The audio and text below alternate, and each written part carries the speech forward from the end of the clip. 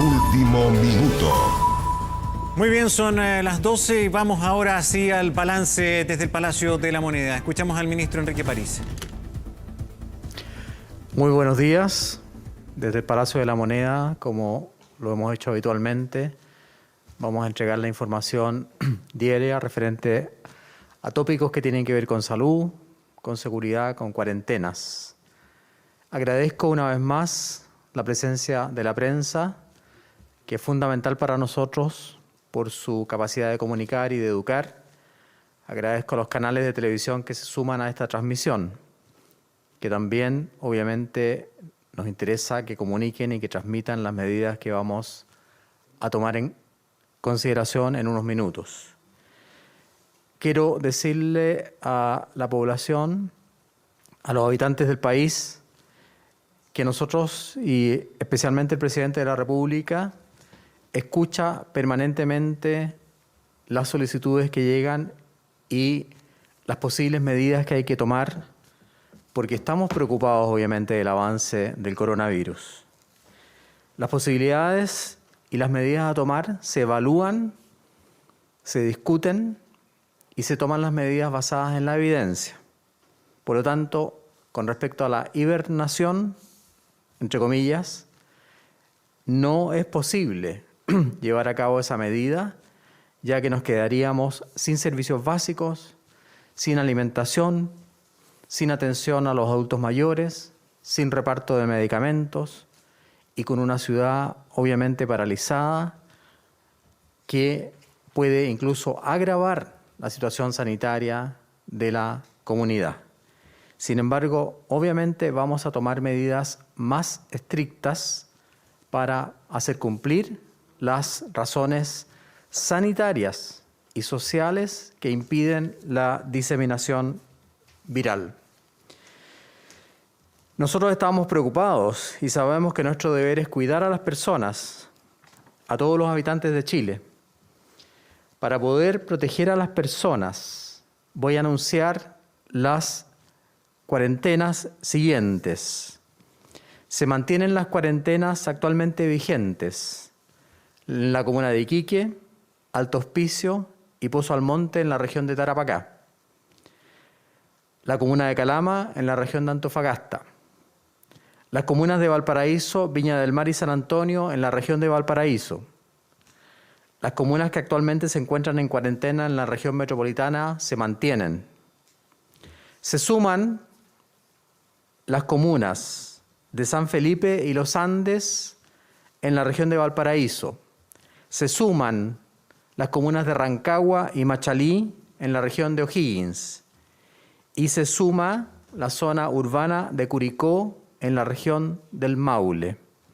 Este domingo revisaremos de todas maneras y haremos un rechequeo de algunas otras situaciones regionales o comunales.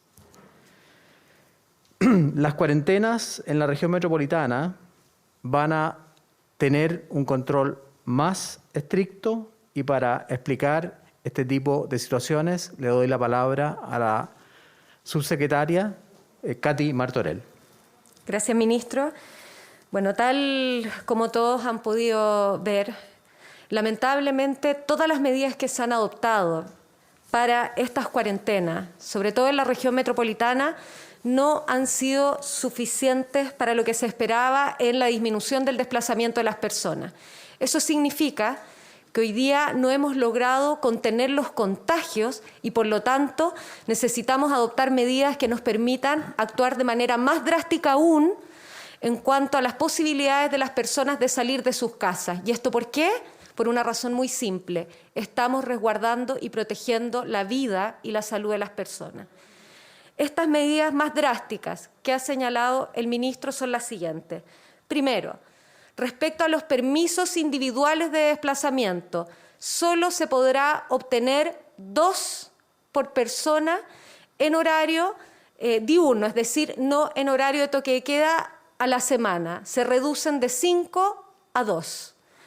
Respecto a los salvoconductos individuales, estos se mantienen, pero se recuerda que el salvoconducto individual solo puede ser utilizado en horario de toque de queda y en solo 2 ocasiones.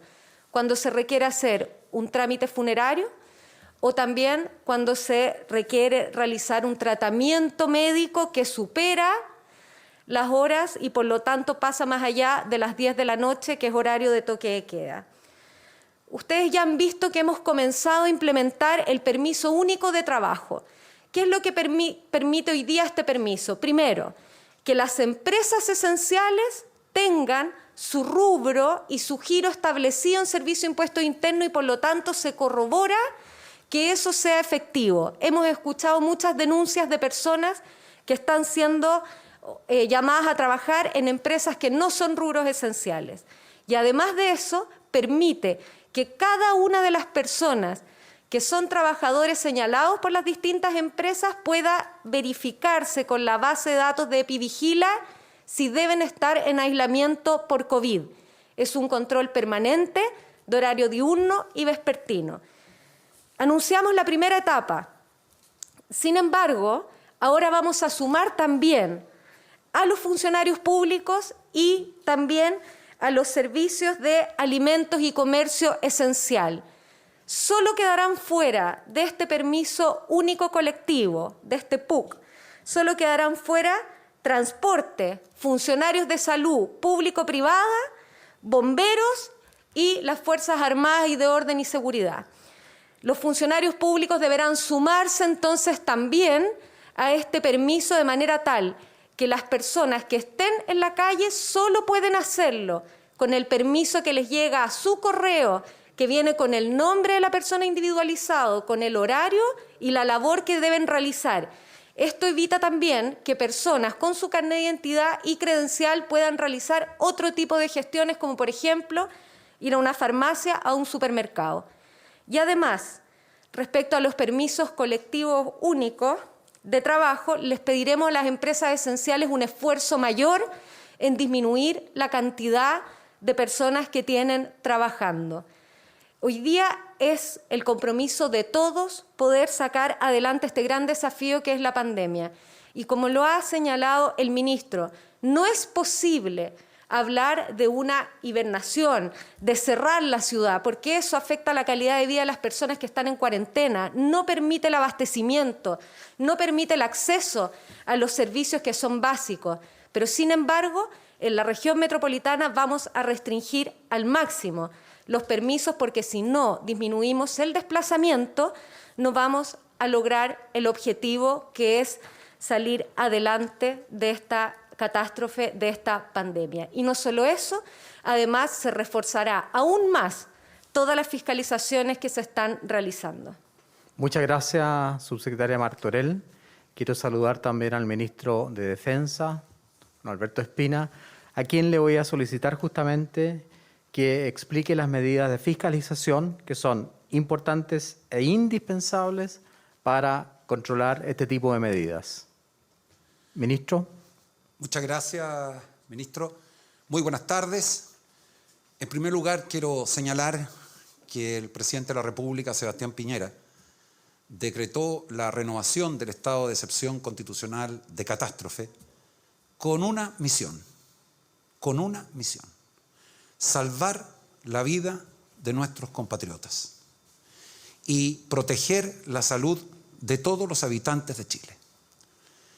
Y esa misión es la que vamos a llevar adelante, liderado por el presidente de la República, bajo la directa conducción del Ministerio de Salud, el doctor París, y con todo y el total apoyo de las Fuerzas Armadas, el Ejército, la Armada, la Fuerza Aérea y de las policías, Carabineros y la PDI. Eso lo vamos a hacer contra viento y marea. Y esa misión es noble porque significa salvar vida de compatriotas. Quiero señalarles que en estos momentos en nuestro país hay un total de 70.020 efectivos desplegados, de los cuales 30.896 corresponden a las Fuerzas Armadas y 39.124 a Carabineros y la PDI.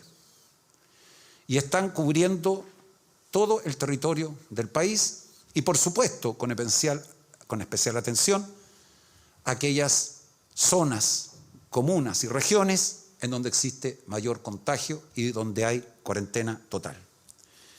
A la fecha se han realizado 17.400.071 fiscalizaciones a personas. 17.471.000 fiscalizaciones, que comprenden toques de queda, aduanas sanitarias, cordones sanitarios, cuarentena. Y se han fiscalizado 6.518.000 vehículos, por las mismas materias que hemos indicado en lo que corresponde a la fiscalización de los vehículos. Y esto, sin embargo, a pesar del esfuerzo que se ha hecho, no ha impedido que personas, de manera absolutamente irresponsables, pongan en riesgo la vida de nuestros compatriotas por no cumplir con las medidas establecidas por la autoridad sanitaria. Por lo tanto, lo primero que nosotros pedimos es que exista solidaridad y responsabilidad. De esto se sale luchando todos juntos, contra viento y marea, pero con una actitud de cada uno de ustedes que sea solidaria con mayúscula y que sea responsable. Adicionalmente, está pronto a aprobarse, probablemente en el transcurso de esta semana, un proyecto de ley que desde el punto de vista del gobierno es liderado por el Ministerio del Interior, el ministro Gonzalo Bloomer y el subsecretario Juan Francisco Gali, que aumenta considerablemente las penas a quienes infringen las medidas de la autoridad sanitaria. ¿Cuáles son estas penas actualmente? La infracción de una instrucción, de una medida dictaminada por la autoridad sanitaria, las cuarentenas, los cordones sanitarios, etcétera, tienen una pena muy baja, 541 días como máximo y una pena de poco más de 1 millón de pesos. Bueno, esta pena se ha elevado a 5 años de cárcel, de 541 a 5 años de cárcel, con un apoyo transversal en el Congreso que por supuesto el gobierno agradece tanto a los parlamentarios de oposición como a los parlamentarios de gobierno. Pero además se sanciona, atención, a quienes convocan a espectáculos, celebraciones o festividades infringiendo las reglas sanitarias. Y esta pena también se hace extensiva a aquellos empleadores que piden u obligan a sus trabajadores a realizar actividades infringiendo las normas de restricción o cuarentena sin obtener los permisos del caso con las restricciones que acaba de señalar la subsecretaria Martorell. En consecuencia, a contar de los próximos días, la penalidad va a ser de 5 años. Y el que la infringe va a tener que someterse a esa penalidad porque no puede haber contemplación con quienes están, entendámoslo bien, poniendo en riesgo la vida de nuestros compatriotas. Y respecto a la fiscalización en terreno, la instrucción del presidente de la República, Sebastián Piñera, ha sido clarísima, que ha sido transmitida a los jefes de la defensa y por supuesto a las policías. Va a haber una fiscalización en terreno extraordinariamente rigurosa y rígida. En todas las avenidas relevantes importantes, aunque ello signifique largos tacos y tendrán que pagarse las consecuencias, las demoras, en aras de lograr recuperar la salud de los chilenos. Y también a quienes lo hacen como peatones. Todas estas medidas se van a aplicar de inmediato. Pero termino señalando, doctor, que todo el esfuerzo que el presidente nos ha pedido como misión para salvar vidas de compatriotas, requiere una ciudadanía responsable. Y por supuesto hay un alto porcentaje que lo es, pero hay un porcentaje que no lo es. Y sobre ellos nosotros esperamos hacer cumplir todo el peso de la ley, porque así se logra vencer esta pandemia. Muchas gracias, ministro Espina. Muchas gracias también, subsecretaria Martorell.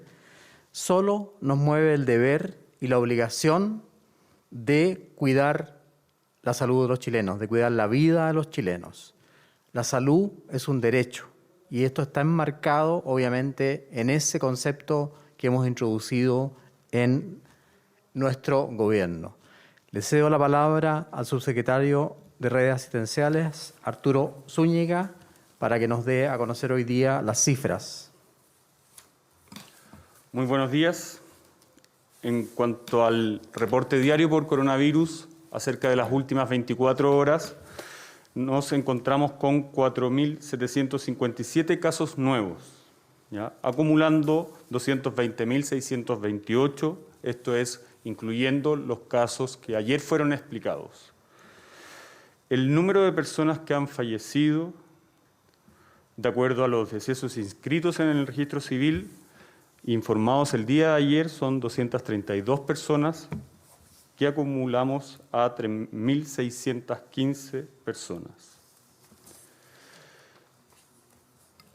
En cuanto a la cantidad de exámenes de laboratorio que hemos realizado y que han sido informados por los laboratorios durante las últimas 24 horas, tenemos 12.636. Hemos visto un descenso por la demanda de exámenes de laboratorios, acumulando 886.169 exámenes. Aquí quiero detenerme y hacer un llamado a la población, en el sentido de que cuando ellas presenten síntomas, inmediatamente deben acudir a un centro asistencial a realizarse el examen.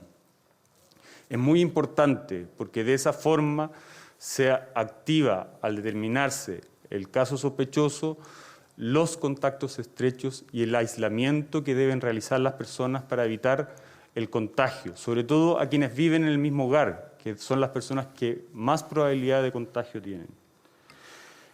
Y por esto mismo también existen las residencias sanitarias, que son lugares habilitados, pensados para los hogares más vulnerables, para las personas que más lo requieren, que no puedan realizar una cuarentena de forma efectiva y tengan esta opción de acudir a estos centros a realizar de forma efectiva una cuarentena, evitando contagiar a adultos mayores, a enfermos crónicos, que son las personas que presentan los cuadros más graves y que terminan hospitalizándose en las unidades de cuidado intensivo del país.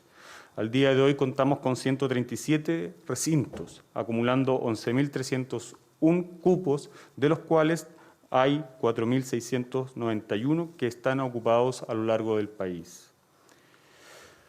Yo quiero hacer un llamado a que estas medidas que ha comentado la subsecretaria Martorell, el ministro de Defensa, Alberto Espina, a que también lo pensemos desde el punto de vista humano.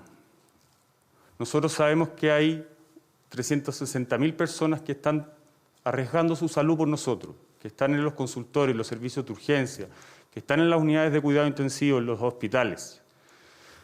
Hay 4.784 de ellos que hoy día se encuentran en cuarentena y que están contagiados con COVID positivo. Hay personas que han fallecido debido a que se han contagiado en la atención de salud. Yo les invito también a ver las fotos en las redes sociales, del desgaste que tienen ellos, de las marcas que hay en sus caras por el uso de los elementos de protección personal. Ellos están haciendo un trabajo formidable y nosotros nos estamos aprovechando de ellos al no cumplir estas medidas de aislamiento, estas medidas que hemos dictado como autoridad sanitaria y que son para proteger a nosotros mismos.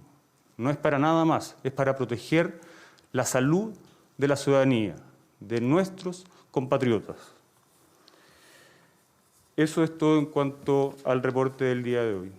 Muchas gracias, Ministro. Subsecretario Zúñiga.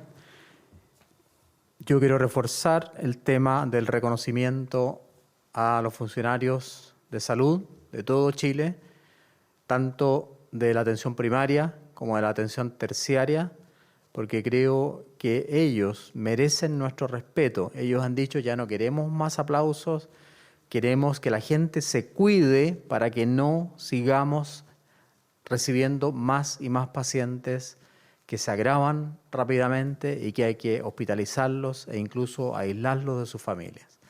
Así que por respeto a ellos y por solidaridad, por conciencia social, debemos mantener las medidas sanitarias que evitan la diseminación viral. Pasamos a las preguntas. Ministro, buenos días.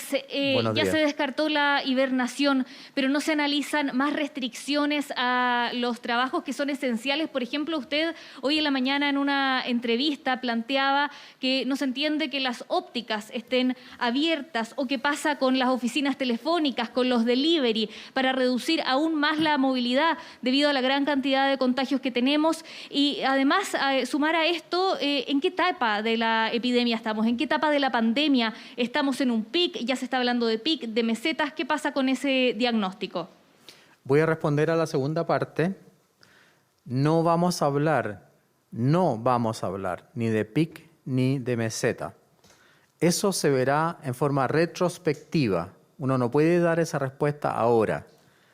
Cuando, si Dios quiere, logremos superar este gran desafío, vamos a poder ver retrospectivamente en qué día, en qué semana se produjo ese pic o esa meseta. No quiero hacer ningún pronóstico de ese tipo. Y para la otra parte de su pregunta, que es muy interesante, le doy la palabra a la subsecretaria Martorell. Bueno, tal como ya se ha señalado, la hibernación no es una posibilidad porque eso implica que las personas no puedan acceder a abastecimiento y servicios esenciales. Dicho eso, se ha tomado la decisión de restringir al máximo los permisos, es decir, las personas solo van a poder salir 2 veces a la semana a realizar trámites que son esenciales y excepcionales.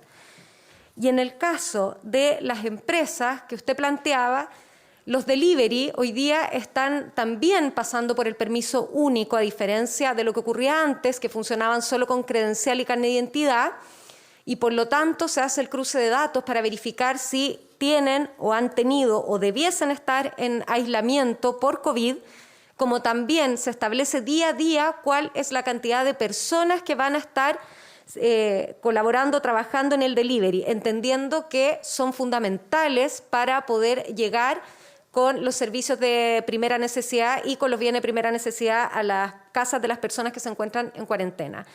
Respecto a la situación de telefónicas y ópticas, precisamente este nuevo permiso nos permite controlar ese tipo de situaciones, porque lo que está permitido en las telefónicas es que puedan dar el servicio, no vender teléfonos. Y es por eso que la fiscalización va a ser muy importante respecto a las empresas. Y el mensaje es uno solo: las empresas que abusan de estos permisos están cometiendo un delito. Lo ha dicho el ministro Espina, lo vuelvo a reforzar. La fiscalización en este sentido va a ser implacable. Por lo tanto, la autorización para el suministro de telecomunicaciones no es venta de teléfonos. Muchas gracias, subsecretaria. Sí, Segunda... Ministro, si le podía insistir en qué etapa igualmente estamos de la pandemia, porque, por ejemplo, los especialistas hablan de 4 semanas que pueden ser muy oscuras.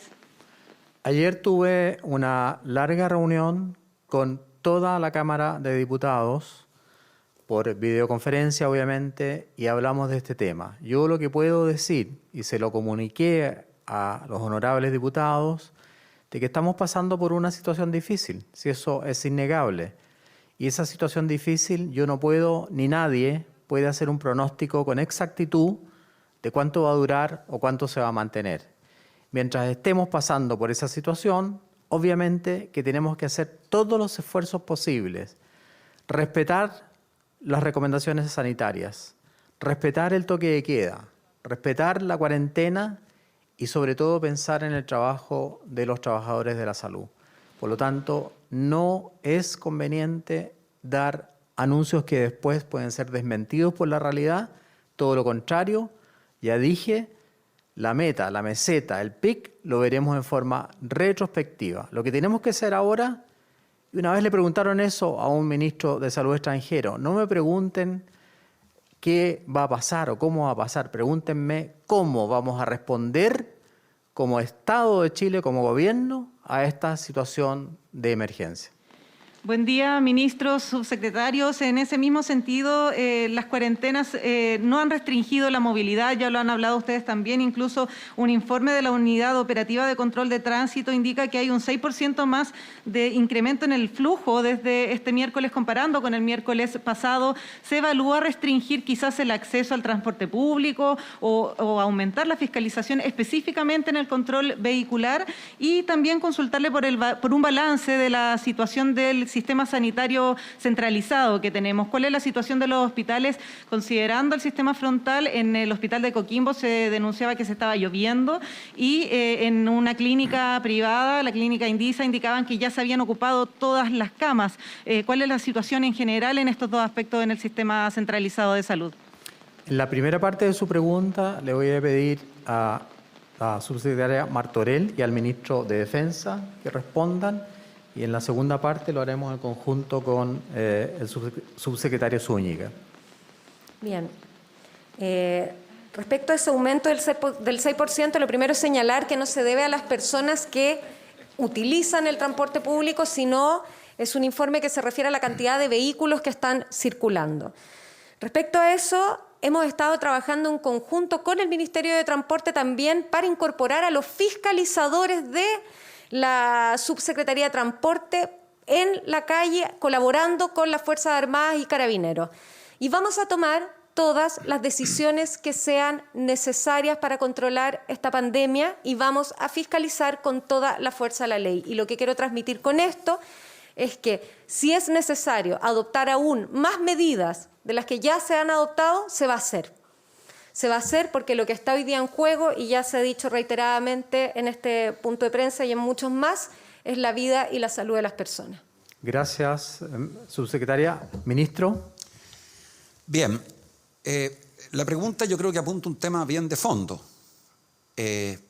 porque lo que la ciudadanía espera de las autoridades, lideradas por el presidente de la República, es que adoptemos todas las medidas que nos permitan disminuir la circulación en las ciudades que están en cuarentena, en este caso estamos hablando de la región metropolitana, entre otras, y hacerlo con eficacia. Y la manera de hacerla con eficacia son tres. La primera, instruyendo a las Fuerzas Armadas, Carabineros, Investigaciones y la autoridad sanitaria a fiscalizar, fiscalizar y fiscalizar. La segunda, estableciendo que quien infringe va a pagar con cárcel, porque no hay otra alternativa. Va a pagar con cárcel. Y en tercer lugar, haciendo un llamado, que es ser solidarios y responsables. Estos tres elementos, si los trabajamos juntos y le sumamos el que se restrinjan los permisos, porque la gente abusa de ellos lamentablemente, un sector, no todos, entonces vamos a ir obteniendo cada vez mejores resultados. Pero esto es algo que tenemos que hacer en conjunto. Esto no es algo que depende solo de la autoridad ni solo de la ciudadanía. La autoridad lidera, pero la ciudadanía tiene que acompañar. Y por eso nosotros creemos que hemos dado las medidas para lograr un mejor resultado y por supuesto estamos siempre abiertos a cualquier nueva sugerencia que se haga en cualquier ámbito, porque como esta es algo que afectamos todos juntos, los que tienen buenas ideas, bienvenidos sean, se evalúan y se resuelven finalmente bajo la conducción del presidente de la República. Con respecto a la saturación, la verdad es que el informe de hoy día de la Sociedad Chilena de Medicina Intensiva relata que la ocupación de camas en el sistema de unidades de cuidados intensivos se mantiene estable en un 78%. En un 90%, y que la ocupación de unidades intermedias también se mantiene estable, la ocupación de ventiladores mecánicos disponibles se mantiene estable Y obviamente hay que entender que es un sistema integrado, público-privado. Por lo tanto, si en algún momento, en alguna unidad, ya sea pública o privada o de las Fuerzas Armadas, hay necesidad de un reforzamiento o de un traslado, eso se maneja a nivel central y se hacen las correcciones necesarias para que ningún paciente quede desatendido. Con respecto a las otras dos preguntas, le cedo la palabra al subsecretario Zúñiga. Bueno, en relación a lo mismo que comentaba el ministro París, nosotros tenemos una red integrada de COVID-19. ¿Qué quiere decir eso en términos prácticos? Que cada ciudad, en conjunto con todos sus hospitales, sean hospitales públicos, sean hospitales privados, sean hospitales de las Fuerzas Armadas, de Carabineros, de cualquier especie, funciona como un solo hospital. Eso quiere decir que todas esas camas están disponibles para un paciente independiente de si ese paciente se presenta en uno o en otro establecimiento. Hay una coordinación desde la unidad de gestión centralizada de camas que permite disponer a los ciudadanos, independiente del lugar donde hayan consultado, de las camas que están disponibles de acuerdo a su nivel de gravedad. Eso viene ocurriendo ya hace varias semanas. Estamos hablando de mediados de marzo, cuando el Ministerio de Salud, a través de una resolución, dictaminó el sistema integrado COVID-19, poniendo a la Subsecretaría de Redes Asistenciales al mando de todos los establecimientos del país que contaran con unidades de cuidado intensivo para, obviamente, dar una respuesta de acuerdo al nivel de gravedad, al nivel de enfermedad de los ciudadanos. Y para eso tiene distintos caminos. Puede trasladar pacientes de un hospital a otro, sea vía terrestre, aéreo, en donde las Fuerzas Armadas que comanda el ministro Espina nos han ayudado muchísimo, al igual que Carabineros de Chile, y también puede trasladar ventiladores de un hospital a otro. Y lo hemos visto, ya como ocurrió en la ciudad de Punta Arenas, en donde en su primera ola de contagio necesitó de un mayor número de ventiladores y estos fueron trasladados desde la ciudad de Santiago hacia la ciudad de Punta Arenas. Y también trasladamos pacientes desde Punta Arenas hacia la ciudad de Santiago. Y eso está ocurriendo en cada ciudad del país que necesita una mayor capacidad hospitalaria de la que ya han aumentado, porque cada uno de los hospitales ha crecido muchísimo. Para dar algunos ejemplos, el mismo Hospital San José, de 14 camas, hoy día tiene más de 60 camas de unidades de cuidado intensivo. La Posta Central, más de 100 camas de unidad de cuidado intensivo. El Sotero del Río pasó de 20 camas a 70 camas. Todo este crecimiento se ha hecho gracias a los trabajadores de la salud, que se han organizado, que se han capacitado, que se han aumentado a través de contrataciones y nos ha permitido aumentar de esta forma un gran número de camas de unidades de cuidado intensivo. Pero tal como lo he dicho en otras ocasiones, esto no es para que las personas tomen una conducta u otra conducta. La conducta de la ciudadanía tiene que ser una sola, y es pensar en el prójimo, pensar en que cada una de esas salidas que se hacen, que no son trascendentales, pueden estar arriesgando la vida de sus seres queridos, de sus vecinos, de adultos mayores. Y es por eso que insisto en el llamado a respetar las medidas. Hay personas que se están sacrificando, que se están arriesgando su salud, que están teniendo heridas en las caras por el uso de las mascarillas. Véanlo, es una realidad que está ocurriendo en todo el país y por favor respeten las medidas de la autoridad sanitaria. Y en cuanto a las afectaciones por el frente mal tiempo, bueno, efectivamente hay establecimientos que han tenido algunos problemas. Siempre hay un plan para poder abordar eso con el objetivo de no dejar de atender a la población. Y es así como lo ha comunicado el mismo Hospital San Pablo de Coquimbo, en donde a propósito del frente mal tiempo por lluvias, tuvo un problema en la Torre Antigua que afectó principalmente el área de alimentación, pero también un sector del área de urgencia, y los pacientes fueron trasladados a otra ubicación sin descontinuar la atención de salud, que es lo más importante. Muchas gracias, subsecretario. ¿Preguntas? Sí, solamente una contrapregunta sobre el tema de la movilidad para el ministro Espina o la subsecretaria Martorell. Se Muy había bien. reducido en un 30-35% y se hablaba de que se tenía que reducir al menos en un 60%. Si es que con estas medidas se proyecta algún porcentaje respecto a alcanzar esa disminución en la movilidad. El objetivo es lograr disminuir la movilidad, a lo menos lograr tratar de llegar al 50%. Pero primero tenemos que aplicar las medidas, ir viendo cómo va funcionando y si es necesario restringir aún más, se va a seguir restringiendo. Muchas gracias. ¿Preguntas? ¿Cuándo van a comenzar a regir estos permisos nuevos? ¿Desde mañana, desde pasado? ¿Cuándo van a estar en la comisaría virtual? A partir del lunes.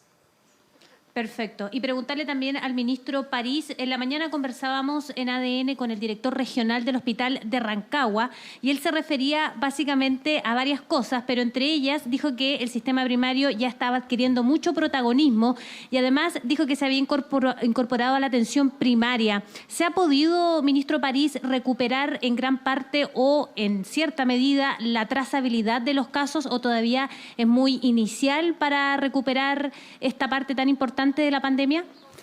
Ayer tuve una reunión muy extensa con todos los encargados o todos los representantes de la Confusam que a lo largo de todo Chile están trabajando en la atención primaria. Ellos son los representantes de los funcionarios y me han dicho dos cosas. Primero, ellos siempre han estado trabajando en trazabilidad y van a seguir trabajando en trazabilidad y cooperando con el Ministerio de Salud. Recuerden que ellos dependen de la salud municipal y además con el último acuerdo que ha logrado el Ejecutivo, gracias también a la colaboración del Parlamento, se van a inyectar 55.000 millones de pesos a la atención primaria justamente para reforzar todas las labores relacionadas con ese tipo de acciones.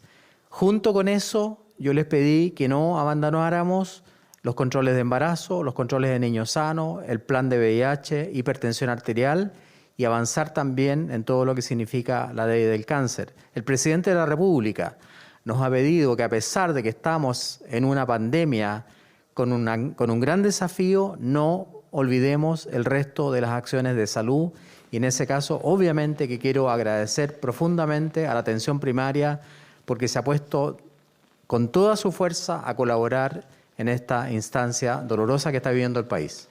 ¿Cuándo podrían informarse también los casos de fallecidos atribuibles a COVID-19? ¿Cuándo va a estar esa información ya liberada?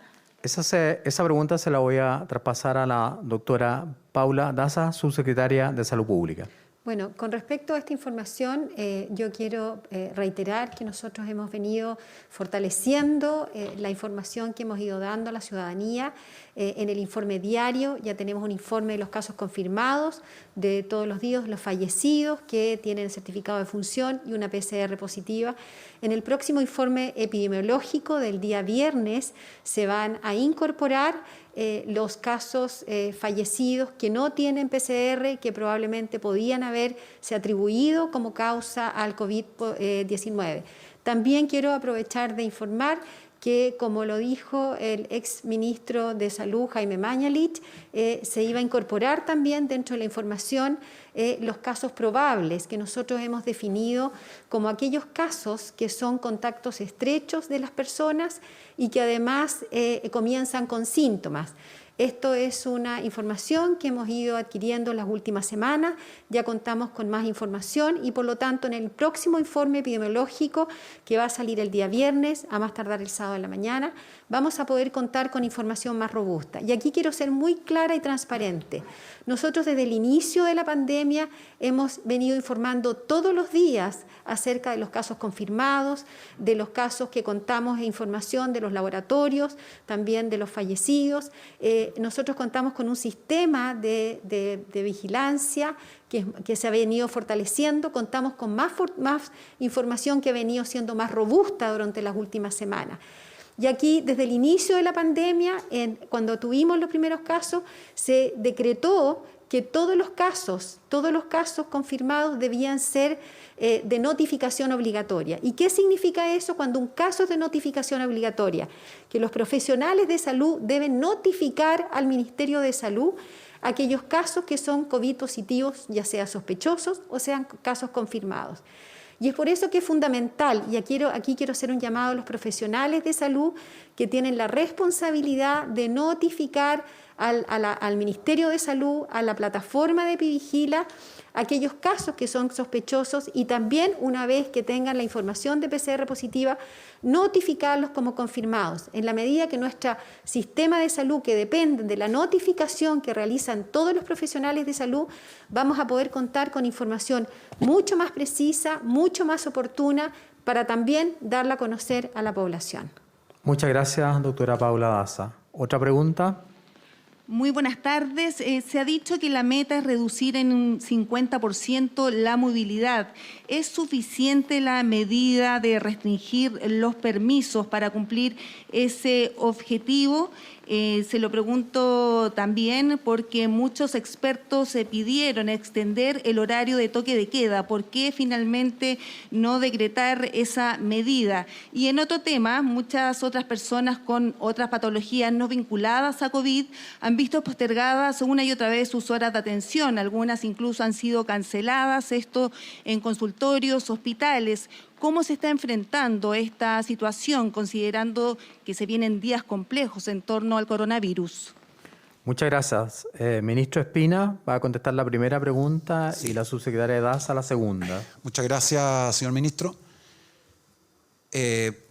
Disminuir la circulación que se hace hoy en día en ciudades en cuarentena, como es el caso de la región metropolitana y todas aquellas que están en regiones, no solo se hace sobre la base de disminuir los permisos, que es clave, porque mientras tengamos un número muy alto de permisos, por más que uno fiscalice, o las autoridades pertinentes, las Fuerzas Armadas, Carabineros de Investigaciones fiscalice, finalmente, si las personas tienen un alto porcentaje de permisos, van a poder seguir circulando y además, en muchos casos, abusando de esos permisos. Entonces es evidente que disminuir los permisos resulta algo clave. Pero tan importante como eso es lo que se llama la disuasión. Esto significa que cuando una persona infringe la ley, entonces se le aplica la pena y sanción que corresponde. Porque si finalmente no se aplican las sanciones, entonces no hay disuasión, que es que quienes la cumplen, que hacen sacrificios para cumplirlo, ven que los que no la cumplen no les pasa nada.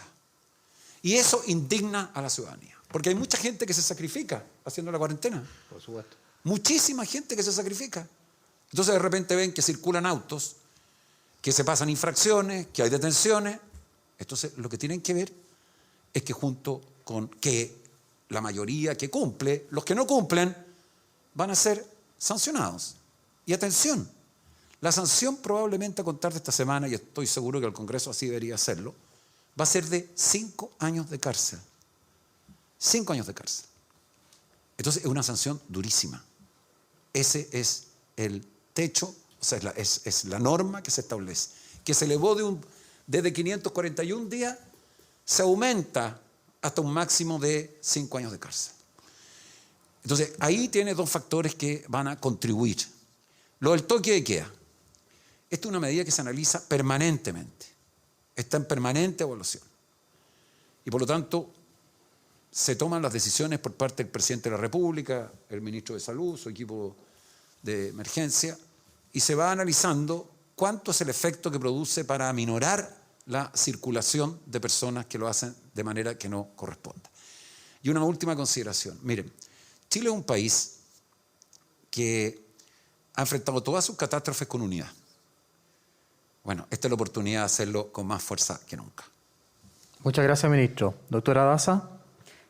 Con respecto a la pregunta de las personas de otras patologías, que efectivamente hemos visto que había una disminución de las consultas y de los controles, sobre todo aquellas enfermedades que consideramos muy importantes, que son las enfermedades crónicas, como la hipertensión arterial, la diabetes. Las mujeres hemos visto que no están haciendo sus Papá Nicolau, las mamografías, que son controles fundamentales para detectar oportunamente efectivamente un cáncer de mama y un cáncer cervicuterino.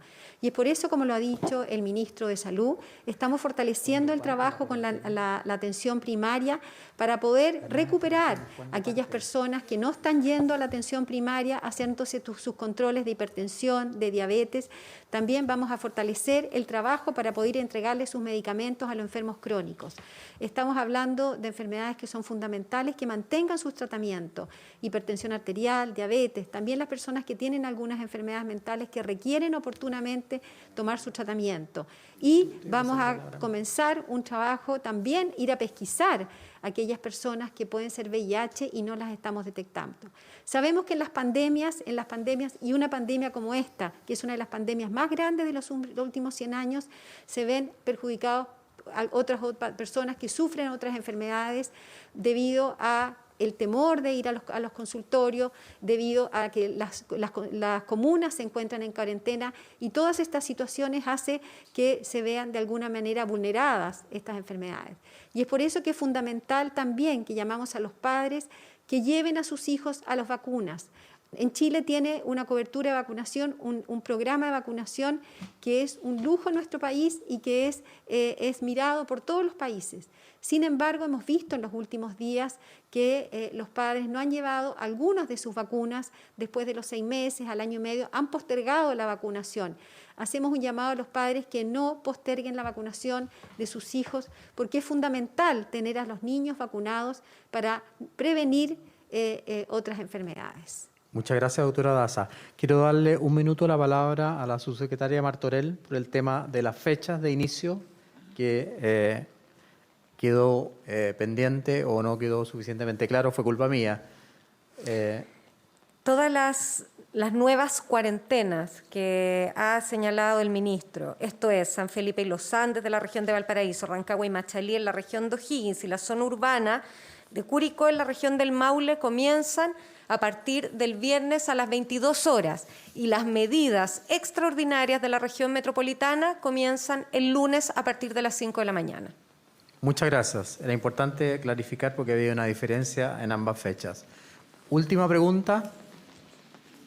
Sí, buenas tardes, ministro. Mi pregunta es para el subsecretario Zúñiga. En las últimas horas se dio a conocer el contrato entre el Ministerio de Salud y Espacio Riesgo para la habilitación del recinto de emergencia. En ese documento firmado el 25 de marzo por el subsecretario de Redes Asistenciales, dice que a esa fecha, 25 de marzo, recordemos, en Chile más de 4.000 personas, cito textual, en Chile más de 4.000 personas habían sido diagnosticadas con COVID, existiendo más de 40 personas fallecidas contagiadas por la enfermedad. Esto es lo que dice textual ese contrato del 25 de marzo. Sin embargo, ese mismo día en el reporte diario fue justamente el subsecretario de Redes Asistenciales, Arturo Zúñiga, el que informó a la ciudadanía que los contagios eran 1.142 y los fallecidos solo 3. Primero preguntarle cuál es la razón de esta diferencia, que es bastante grande, y en ese sentido, si es que fondo, ¿qué fue lo que pasó? Si se modificó el contrato a posteriori o derechamente se reportó una cifra menor a la real ese día. Gracias por la pregunta. Me parece muy importante. Le doy la palabra al subsecretario Zúñiga. Bueno, la tramitación de este contrato comenzó efectivamente el día 25 de marzo y una vez que se redacta ese contrato, se revisa en varias oportunidades por las distintas divisiones del Ministerio de Salud, así también debe ser firmado por la contraparte, y yo ese documento lo firmé el día 20 de abril. Y otra prueba más de que ese documento tuvo correcciones posteriormente es que en el mismo párrafo que usted menciona está hablando de los contagios a nivel mundial, que se acercan a 1 millón, y de 60.000 personas que han fallecido a nivel mundial. Y esas cifras corresponden aproximadamente al 6-7 de abril. ¿Ya? Por lo tanto, hay modificaciones que se le hacen al contrato y es un trámite normal de la firma de un contrato. Y para mayor transparencia, nosotros enviamos, porque fue solicitado por Contraloría General de la República, el día 15 de mayo este contrato para su revisión. Eso es. Muchas gracias. Y en ese sentido, subsecretario, preguntarle en el mismo contrato que, firmado el 20 de marzo, quizás va en la misma línea de lo que explicaba, pero para aclararlo, recién el 20 de abril el Departamento de Finanzas del MinSal certificó la disponibilidad de los recursos y casi 2 meses después, el 14 de mayo, la Dirección de Presupuesto del Ministerio de Hacienda aprobó dicha contratación. ¿Cómo se explica entonces que el MinSal firme un trato directo sin tener la certeza de si alcanzan o existen los fondos para financiar esa contratación? A ver, primero, entre el 20 de abril y el 15 de mayo no son 2 meses, ¿ya? Estamos hablando de 25 días. Y efectivamente, cada vez que se hace una firma de contrato, después pasa a una resolución que aprueba el contrato. Y esta se hace posterior, no se puede autorizar algo por resolución que no ha sido firmado. Es un proceso normal dentro de la Administración Pública del Estado y, como acabo de mencionarlo, este contrato fue enviado a Contraloría para su total revisión y si hay algo que tengamos que corregir, lo vamos a hacer. Quiero ser claro en esto, yo bajo mi gestión no voy a aguantar situaciones que no correspondan con la probidad. Ya he tomado acciones anteriormente por otras situaciones y las voy a tomar. No voy a dudar de tomar todas las acciones que correspondan para mantener la probidad dentro de lo que es mi gestión. Muchas gracias a todas y a todos los periodistas. Gracias a esta nueva mesa, subsecretaria Martorell, ministro de Defensa, Alberto Espina. Les doy las gracias por acompañarnos hoy día y con esto terminamos la transmisión. Muy bien, ahí está entonces el reporte del Ministerio de Salud en torno a la situación del coronavirus en nuestro país y también las nuevas medidas que se han determinado, básicamente la mantención de todas las cuarentenas que estaban vigentes, sumado a las comunas de San Felipe y Los Andes en la región de Valparaíso, Rancagua, Machalí en la de O'Higgins, Curicó, sector urbano en la del Maule. Por supuesto que estaremos ampliando los detalles en un momento en 24 tarde. Hasta aquí la mañana informativa. Gracias por acompañarnos.